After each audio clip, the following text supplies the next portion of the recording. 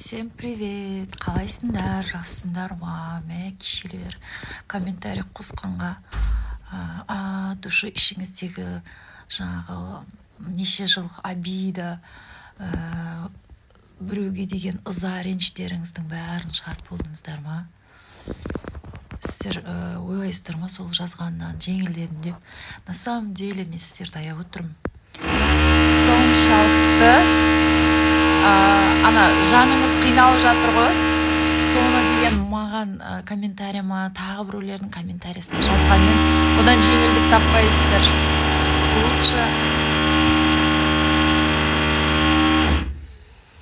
Лучше бар ғой, өзіңіздің жаныңызды емдеумен айналысыңыздар, ішкі дүниеңізбен айналысыңыздар. Білмеймін, тыныштық табу керек қой, мына ішкі жан дүние деген. Кітап оқысаңыз да, не болмаса жаңағы мен тағы да айта кететін жайт, жалпы мен туралы әңгіме айтып, бықсытып жазып, күйіп жанып жатсыздар ғой. Негізінде сіздерге я благодарна. Рахметімді айтам.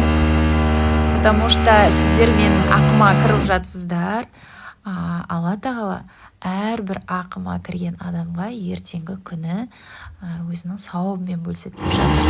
Сіздер ораза ұстайсыздар, жақсылық жасайсыздар, жұма сайын садақа жасайсыздар. Соның барлығы ертеңгі күн бір кездері жолдасыма және маған тиесілі болып қалуы мүмкін. То есть сіздер бөлісесіздер сол істеп жатқан жақсылықтарыңызбен. Сол үшін только я вам благодарна. Живите долго и счастливо. Сендерге тек қана жақсылық тілейміз. Хан пациент болып келсе не істейсің деген сұрақ.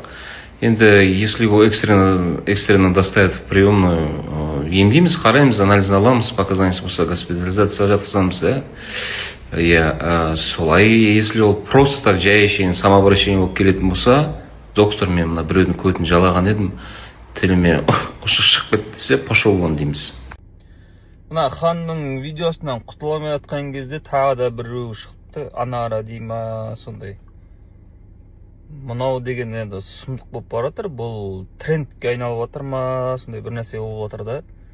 Жайлап біздің көзімізді үйретіп жатқан сияқты мынау ше. Бәріміз ұл-қыз өсіріп жатыр, мынаны енді бір өкімет басы болып, бір тоқтатпаса, мынау жақсы тенденция емес, мынау. Біздің жастарымыз ертең ақша табудың мәнісі осындай екен деп. Онсыз да қазір бәрі блогер болғысы келеді, әнші болғысы келеді. Ешкім завод ашайын, бір нәрсе ойлап табайын деген қазір біздің жастарымыздың санасында мүлдем жоқ.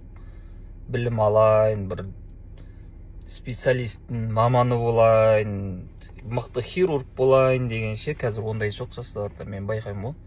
Сұрайын, кім болғың келеді, не болғың келеді, бәрің айтатыны сол, блогер болам, тиктокер болам, көп ақша табам, саяхатшы болам, анау болам, бір ешқайсысы бір машина шығарам, продукт өсірем, мал бағам деп ешкім айтпайды. Сондықтан мына нәрсені тоқтату керек ағайын. Өзімізде таратпауымыз керек бұл нәрсені ше. Біз өзіміз соған реагировать етеміз да. Олар неге ондай нәрсені түсіреді? Біз өзіміз соған реагировать етеміз. Ойбай, анау көтін ашыпты, анау бір нәрсе қыпты деп. Олар соған мәз болады. Подписчик жинайды, хайп жинайды. Оның артында үлкен батыстың саясаты тұруда мүмкін. Ол жақтан да ақша алу мүмкін. Сондықтан бұны шешу керек. Қалай ойлайсыздар ағайын? Мамам музыкант болған. Үйде инструмент, лайфхак, кішкентай ғана лайфхак айтайын. Егер де сіздің балаңыз қандай да бір инструментте ойнасын десеңіз, үйіңізге побольше инструментов, пожалуйста. Қомыз, барабан, пианино, қоя салыңыз, гитара. Балаңыз жүгіріп, ананы ойнап, өз-өзінен ойнап кетеді. Мен нота білмесем де, біздің сестраларым отыр ғой,